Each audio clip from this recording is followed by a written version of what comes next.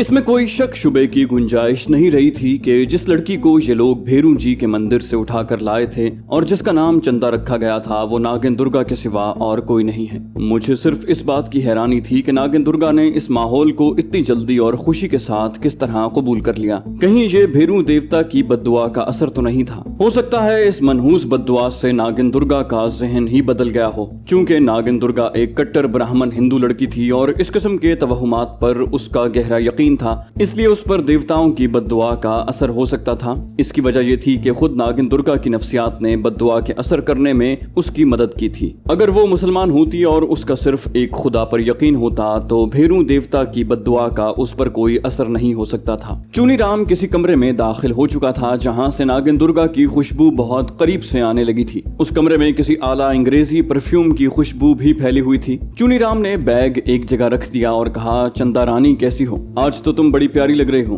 भगवान ने तुम्हें बड़ा रूप दिया है। तब मुझे नागिन दुर्गा की आवाज आई, आपने इतनी देर कहाँ लगा दी अंकल जी? चूनी राम ने कहा, बस क्या बताऊं चंदा, बड़े जरूरी काम से गया था। तुम बताओ, मैंने तुम्हें डांस का जो तोड़ा सिखाया था उसकी मशक की है? नागिन दुर्गा ने कहा, की है अंकल, घुंघरू मंगवा कर अभी डांस करके दिखाती हूँ। चूनी राम ने कहा, ये बाद में देख लेंगे, अभी तुम ऐसा करो कि ठुमरी की एक अस्थाई मेरे साथ गाओ, ये बहुत जरूरी है। अरे मैं तो ये भूल ही गया, तुम्हारे लिए हिना का इत्र लाया हूँ, लखनऊ गया था, वहां से खरीदा है। चूनी राम ने बैग का जिप खोल दिया। मैं बैग के कोने में कपड़ों के नीचे छुपा हुआ था। चूनी राम ने बैग में हाथ डालकर इत्र की डिब्बी निकाली और बैग का जिप बंद किए बगैर चला गया। मुझे जिप बंद करने की आवाज ना आई तो मैं आहिस्ता आहिस्ता रेंग कर ऊपर आ गया और खुले बैग की एक जानिब से सर निकाल कर देखा। कमरा बड़ा शानदार तरीके से कालीनों और रेशमी पर्दों से सजा हुआ था। तख्त पर भी कालीन बिछे थे, सफेद गाव तकिए लगे हुए थे। तख्त पर नागिन दुर्गा सब्ज रेशमी साड़ी में मलबूस सोने के जेवरात पहने बड़ी शान से बैठी थी। उसकी एक जानिब तानपुरा और हारमोनियम पड़ा था।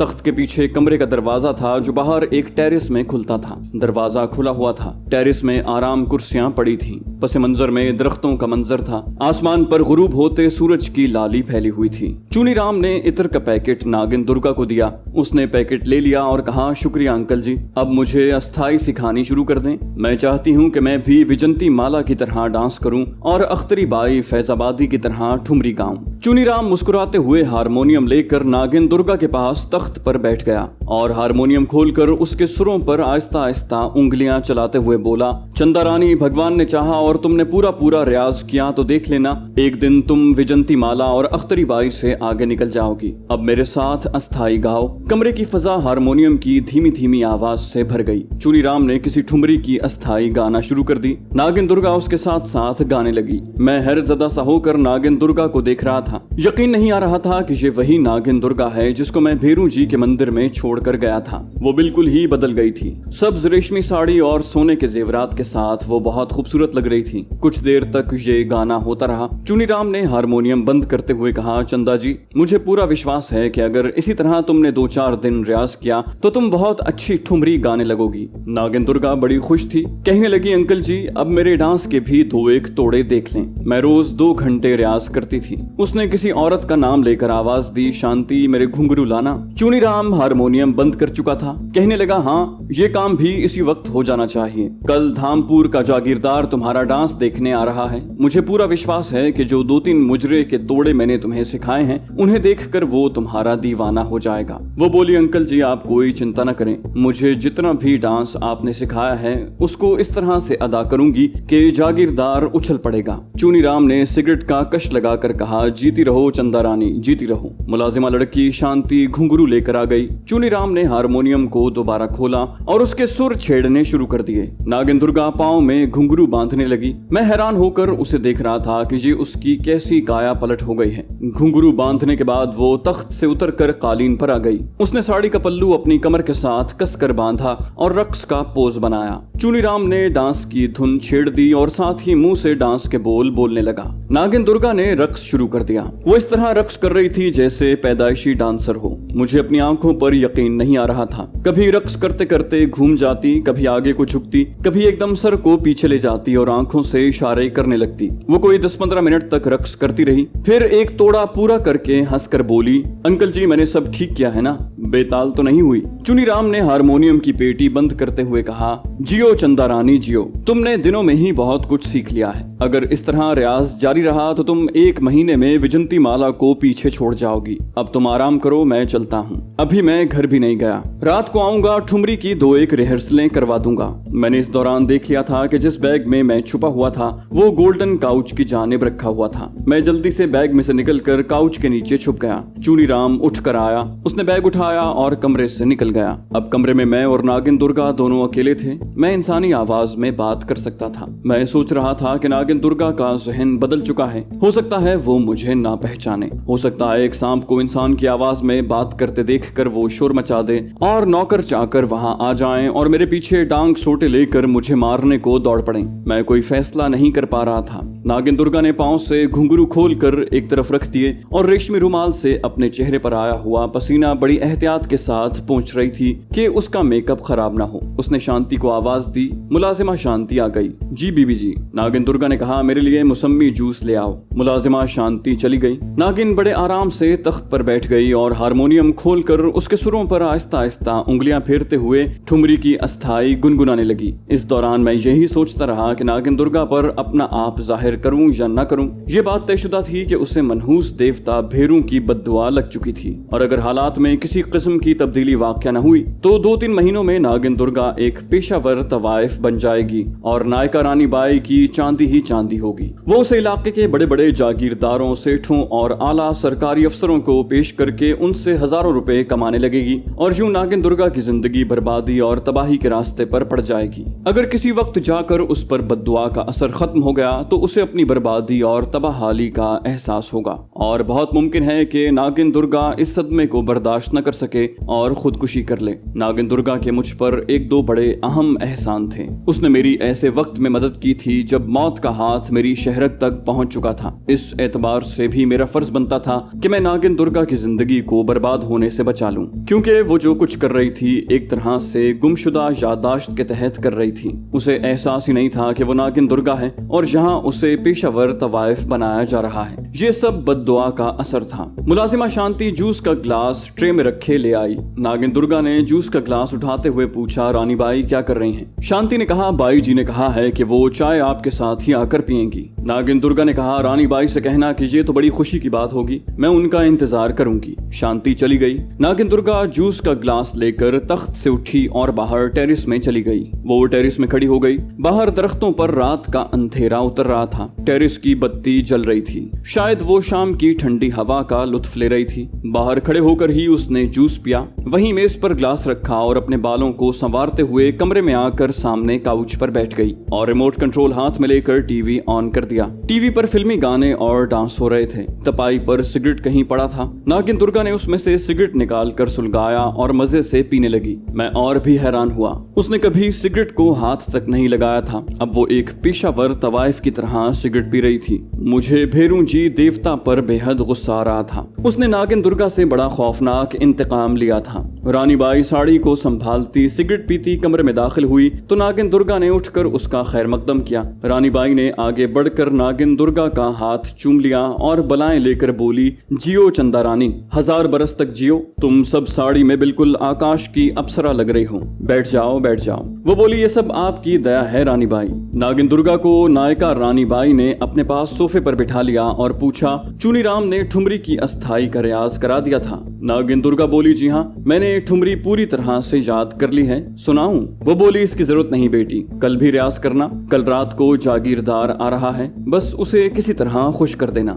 मुजरे का भी रियाज कर लेना था ना? दुर्गा बोली, हाँ रानी बाई, चुनी जी तो मेरा मुजरा देखकर और ठुमरी सुनकर बहुत खुश हुए थे। रानी बाई ने सिगरेट एस्ट्रे में बुझाते हुए कहा, ये बड़ी अच्छी बात है। इतने में मुलाजिमा शांति चाय लेकर आ गई। उसने चाय बनाकर रानी बाई और नागिन दुर्गा को दी। जब मुलाजिमा चली गई तो रानी बाई ने नागिन दुर्गा की तरफ मुतवज्जे होकर कहा, चंदा धामपुर का जागीरदार नया आदमी है, दौलतमंद है। रात को मैं उसे तुम्हारे पास कुछ देर के लिए अकेला छोड़ जाऊंगी। हो सकता है वो थोड़ी बहुत शराब भी पिए और एक हद से आगे बढ़ने की भी कोशिश करे। तुम उसे वहीं रोक लेना और हरगिज हरगिज हद से आगे मत बढ़ने देना। नागिन दुर्गा ने बड़ी तजुर्बाकार तवाइफ के अंदाज में कहा, रानी बाई आप फिक्र न करें, मैं उसे संभाल लूंगी और हद से आगे नहीं बढ़ने दूंगी। रानी बाई ने कहा, शाबाश, लेकिन उसके साथ सख्ती से भी पेश न आना, बहुत मोटा शिकार है, मैं उसे हाथ से जाने भी नहीं देना चाहती, बस इधर उधर की बातों से उसको अपने काबू में रखना। नागिन दुर्गा हंस पड़ी, कहने लगी, आप चिंता न करें रानी बाई, जैसा आप कहेंगी मैं वैसा ही करूंगी। रानी बाई ने अपने पर्स में से 100 के 10 नोट निकाल कर नागिन दुर्गा को दिए और कहा,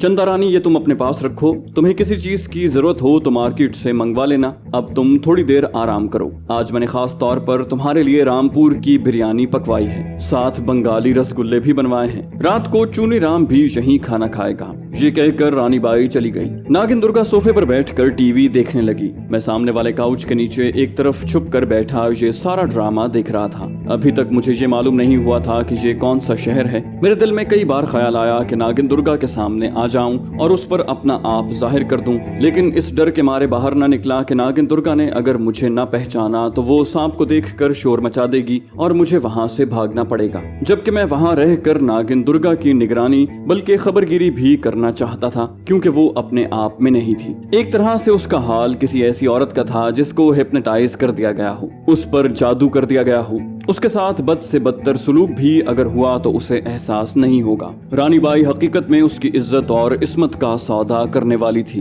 अगर बेखबरी के आलम में नागिन दुर्गा की इज्जत लुट गई और बाद में जब वो अपने होशो आवास में आई तो उसे हकीकत हाल जानने के बाद किस कदर सदमा होगा। मैं इस नतीजे पर पहुंचा कि मुझे वहां कोई नहीं देख सकता। कोठी इतनी बड़ी थी कि मैं किसी भी जगह छुप सकता था। चुनाचे मुझे वहां कुछ देर रहकर एक तो नागिन दुर्गा की इज्जत की हिफाजत करना चाहिए, दूसरा इंतजार करना चाहिए, क्योंकि हो सकता है इतनी देर में उस पर बद्दुआ का असर खत्म हो जाए और वो अपनी असली हैसियत में वापस आ जाए। नागिन दुर्गा ने टीवी बंद कर दिया और उसी कमरे का एक दरवाजा खोलकर अंदर चली गई। अंदर पानी गिरने की आवाज आई, शायद ये गुस्ल खाना था। मैं काउच के नीचे से निकल आया। मैं किसी ऐसी जगह की तलाश में था जहां मैं इत्मीनान से रात भी गुजार सकूं। कमरे में काफी फर्नीचर भरा हुआ था। दीवार के साथ एक अलमारी लगी थी। मैं उसके पीछे आ गया। यहाँ छुपने के लिए बड़ी अच्छी जगह थी। इस अलमारी को कोई अपनी जगह से हटा भी नहीं सकता था। मैंने उसी जगह छुपे रहने का फैसला कर लिया। यहाँ से मैं सारे कमरे को अच्छी तरह से देख भी सकता था। नागिन दुर्गा ने बाथरूम में काफी देर लगा दी। शायद वो गुस्ल कर रही थी। जब वो बाहर आई तो उसने सर पर छोटे तौलिए से बालों को लपेट रखा था। सारे जिस्म के गिर्द भी बड़ा तौलिया लपेटा हुआ था। वो उसी ठुमरी के बोल गुनगुना रही थी जो चूनी राम ने आज उसे याद करवाई थी। सामने वाली दीवार के साथ बहुत बड़ा सिंगार मेज था। दीवार पर सुनहरी हाशिए वाला बेजवी आईना लगा था। उसके बराबर में एक कद्दे आदम अलमारी थी। नागिन दुर्गा अलमारी खोलकर उसमें से हैंगरों में लगी हुई साड़ियां निकाल कर देखने लगी। आखिर उसे एक गुलाबी रंग की कामदार साड़ी पसंद आ गई। उसने साड़ी निकाल कर सिंगार मेज की कुर्सी पर रखी और आईने के सामने खड़ी होकर अपने बालों को तौलिए से झाड़ने लगी। फिर उसने बालों में कंघी करके उन्हें ढीले ढाले अंदाज में सर पर जूड़े की तरह बनाया और अपने जिस्म के गिर्द लपेटा हुआ तौलिया उतार दिया। उसने अंदर कुछ भी नहीं पहना हुआ था। मैं अगरचे सांप के रूप में था, लेकिन मेरे एहसासात इंसानी थे। मुझे नागिन दुर्गा से शर्म सी आने लगी, मगर सांप ने अपना चेहरा दूसरी तरफ न किया। शायद इसलिए कि सांप इन बातों को महसूस नहीं करते। दुर्गा अपने जिस्म पर किसी परफ्यूम का स्प्रे कर रही थी और गुनगुना भी रही थी। कमरा परफ्यूम की खुशबू से भर गया था। उसने अलमारी में से स्याह रंग का ब्लाउज निकाल कर पहना, फिर पेटीकोट पहना, उसके बाद साड़ी पहनकर तैयार होने लगी। वो देर तक सिंगार मेज के सामने बैठी सिंगार में लगी रही। मैं उसे पहली बार इस ज़ौक़ो शौक से बनाओ सिंगार करते देख रहा था। इतने में मुलाजिमा शांति ने अंदर आकर कहा, रानी जी बुला रहे हैं। नागिन दुर्गा ने कहा, उन्हें कहो मैं आ रही हूँ। नागिन दुर्गा अब कोई फिल्मी गीत गुनगुना रही थी। कुछ देर बाद वो उठी और बड़ी शान के साथ रेशमी साड़ी संभालती महारानियों की तरह कदम उठाती कमरे से निकल गई। उसके जाने के बाद मैं भी अलमारी के नीचे से निकलकर उसके पीछे चल पड़ा। मुझे ये देखने की जरूरत नहीं थी कि वो कहाँ और किस कमरे में जाती है। उसके जिस्म की खुशबू मुझे गाइड कर रही थी।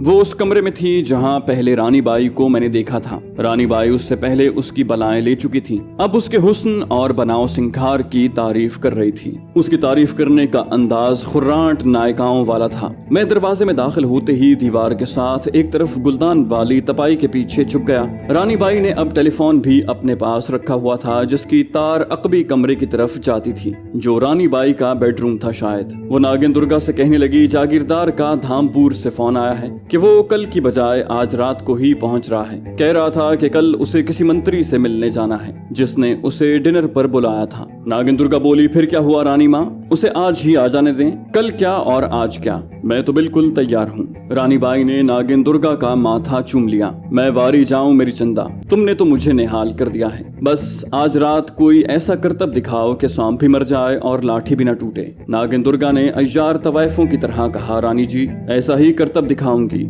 ये बताएं कि कमरा कौन सा देंगी, मेरे बेडरूम के तो पर्दे पुराने हो गए हैं। रानी बाई ने कहा, इस काम के लिए मैंने एक अलग और खास बेडरूम बनाया हुआ है जो मैंने तुम्हें अभी तक नहीं दिखाया, वो मैं तुम्हें दिखा दूंगी। वहाँ जरूरत की और मौके के लिहाज से हर शय मौजूद है। मैं चुनीराम को फोन करती हूँ कि अभी आ जाए और तुम्हें थोड़ा सा मुजरे का रियाज करवा दे। नागिन दुर्गा ने कहा, नहीं नहीं रानी माँ, अब रियाज किया तो सारा मेकअप खराब हो जाएगा, अब तो मैं जागीरदार के सामने ही मुजरा करूंगी। और दोनों हंसने लगी। इतने में दरवाजे की घंटी बजी। रानी बाई बोली, चुनीराम आ गया होगा। थोड़ी देर बाद चुनीराम भी आ गया। खूब बना संवरा था, बोस्की का कुर्ता, चूड़ीदार पाजामा पहन रखा था, पाँव में कोलापूरी चप्पल थी, हाथ में सिगरेट सुलग रहा था, मुंह में पान था। रानी बाई को प्रणाम करके झुककर उसके पांव छुए और बोला, रानी बाई मैंने देर कर दी, आपकी बहू ने खीर पका ली थी, कहने लगी खाकर जाना। रानी बाई ने कहा, वो धामपुर वाला जागीरदार आज रात ही आ रहा है, अच्छा हुआ तुम आ गए, मैं तुम्हें फोन करने वाली थी। चुनीराम सोफे पर बैठ गया।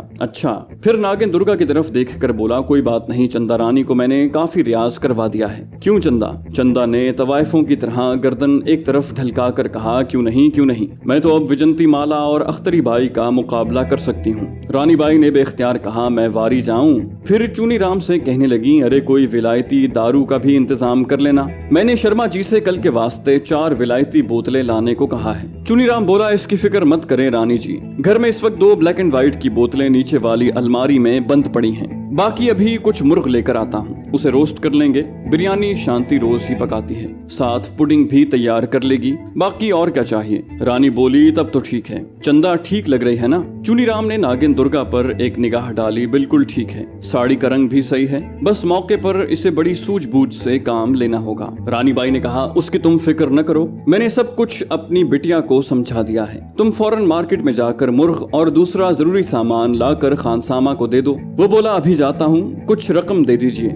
रानी बाई ने 100 के 5 नोट अपने पर्स से निकालकर उसे दे दिए। वो चला गया। रानी बाई ने नागिन दुर्गा के सीने पर हाथ रख कर कहा, रात को ब्लाउज उतार कर बेडरूम में आना, मगर उसे ज्यादा हाथ मत लगाने देना। नागिन दुर्गा शर्मा कर सिमट सी गई। उस वक्त मुझे वो बिल्कुल पहले वाली बाहया नागिन दुर्गा लगी, मगर फौरन ही गर्दन उठाकर बोली, बस जितना जरूरी होगा उतना ही उसे करीबाने दूंगी रानी माँ, तुम शांत रहो। रानी बाई उठ खड़ी हुई, आओ मैं तुम्हें नया बेडरूम दिखाती हूँ। दोनों कमरे से निकल गईं। मैं भी दीवार के साथ रेंगता हुआ उनके पीछे पीछे चलने लगा। ये दूसरी मंजिल थी। नया बेडरूम भी उसी मंजिल पर था। वो लकड़ी की शानदार सीढ़ियां उतरने की बजाय गैलरी में से जरा आगे जाकर एक कमरे में दाखिल हो गईं। मैं कुछ देर के लिए गैलरी में ही कालीन के किनारे पर दीवार के साथ लगा रहा। बेडरूम का दरवाजा उन्होंने खुला छोड़ दिया था। कमरे में रोशनी हो रही थी, मगर ये रोशनी ज्यादा नहीं थी। रानी बाई ने खास किस्म का माहौल बनाने के लिए वहाँ रोशनी का इंतजाम भी खास तौर पर रोमानवी कर रखा था। मैं रेंगता रेंगता बेडरूम के दरवाजे की दहलीज के साथ ही अंदर जाकर दीवार के साथ लग गया।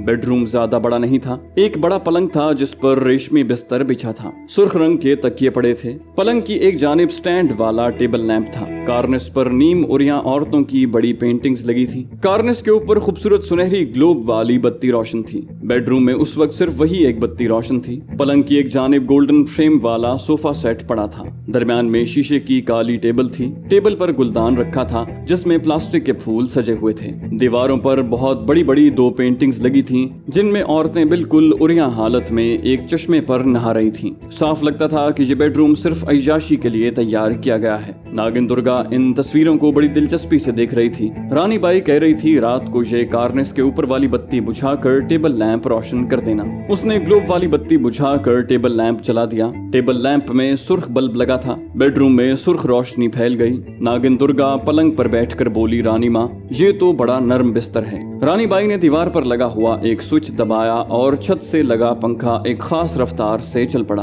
वो बोली, यहाँ रात को वैसे भी ज्यादा गर्मी नहीं होती, इस पंखे की हवा हवा बड़ी ठीक रहेगी। आ जाओ, अब खाना खाकर थोड़ा और तैयार हो जाओ, कोई पता नहीं वो जागीरदार कब आ जाए। उनसे पहले मैं बेडरूम से खिसक कर गैलरी में कालीन के किनारे के नीचे छुप गया। दोनों एक और कमरे में चली गईं। उस कमरे का कोई दरवाजा नहीं था। मैंने झांक कर देखा, बड़ी मेज पर खाना लगा हुआ था और एक सफेद वर्दी वाला खानसामा मुलाजिमा शांति के साथ मिलकर जरूरी चीजें इधर उधर लगा रहा था। वहाँ चुनीराम भी आ गया। मैंने सोचा कि बेहतर यही है कि मैं भी जाकर बेडरूम में किसी मुनासिब जगह पर छुप जाऊं। बेडरूम में मैं इसलिए जाना चाहता था कि अगर रात को जागीरदार नागिन दुर्गा के साथ कोई नाजेबा सलूक करने की कोशिश करे या उससे ज्यादती करे तो मैं नागिन दुर्गा को बचा सकूं। क्योंकि एक तवाइफ की कीमत अदा करके जब एक अय्याश मर्द उसके साथ जाता है तो फिर वो उसकी इज्जत वगैरह की कोई परवाह नहीं करता। बहुत मुमकिन था कि वो नागिन दुर्गा को कोई चीज पिलाकर बेहोश कर दे। ये भी मुमकिन था कि रानी बाई ने जागीरदार के साथ नागिन दुर्गा की इज्जत का सौदा तय करके लाख सवा लाख रुपया वसूल कर लिया हो और नागिन दुर्गा को अपनी जगह पक्की कर रही हो कि जागीरदार को एक हद से आगे न जाने देना, ताकि नागिन दुर्गा को यही तासुर मिले कि रानी बाई को उसकी इज्जत और हुर्मत का बेहद ख्याल है और मैंने उसकी इज्जत की कोई कीमत वसूल नहीं की। यानी ये अय्यार नायिका रानी बाई एक तीर से दो निशाने लगाने की कोशिश कर रही हो। तो दोस्तों, ये थी हमारी आज की एपिसोड। उम्मीद करते हैं आपको हमारी कहानी पसंद आई होगी। जाने से पहले इस वीडियो को लाइक कीजिए और शेयर करना मत भूलिए। कमेंट करके हमें बताइए कि आपको हमारी वीडियो कैसी लगी। और अगर अभी तक आपने इस चैनल को सब्सक्राइब नहीं किया तो इसे सब्सक्राइब कीजिए और बेल आइकन दबाकर ऑल नोटिफिकेशंस ऑन कर लीजिए।